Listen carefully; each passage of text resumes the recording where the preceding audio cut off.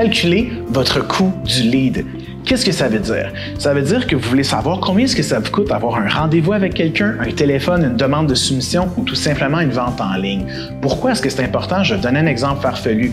Entre payer pour avoir une publicité, par exemple, sur le bord de la route, sur la rive sud de Montréal à Longueuil, ou payer pour en avoir 10.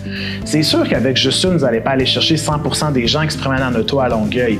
Mais si vous en mettez 10, par exemple, ça va vous coûter 10 fois plus cher. Mais allez-vous vraiment avoir 10 fois plus de rendez-vous? La réponse, c'est non.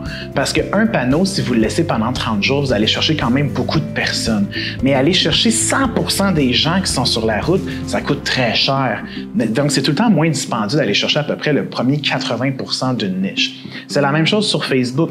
Aller chercher 100% des gens qui habitent à Longueuil qui utilisent Facebook, c'est tout un défi. Parce qu'il y a des gens qui utilisent Facebook peut-être une fois par mois, 2 fois par mois. Donc, votre publicité va devoir rouler très longtemps comparativement aux personnes qui l'utilisent de façon quotidienne.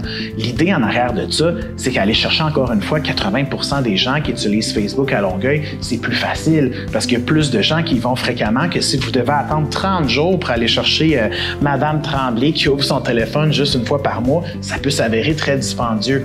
Même chose à la radio. Si vous voulez aller chercher 100% des gens qui écoutent la radio, il va falloir que vous soyez tout le temps en ligne votre publicité. Mais de la mettre au meilleur moment, vous allez peut-être chercher le premier 80% des gens qui écoutent la radio. Donc, de savoir combien que ça vous coûte du lead, ça vous permet aussi de savoir le coût d'acquisition que vous avez comparativement à vos autres plateformes.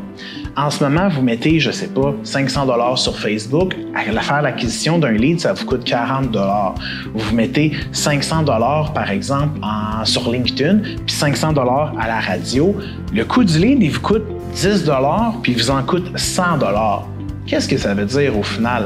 Ça veut dire que le 1500 $ de publicité que vous utilisez, si vous avez une plateforme qui vous coûte par exemple 100 $, une autre 40 puis une autre 20, peu importe si je n'ai pas réutilisé les mêmes chiffres, vous comprenez la logique que vous devriez peut-être prendre votre 1500 $ puis le mettre au complet où ça vous coûte 20 $ pour avoir un lead.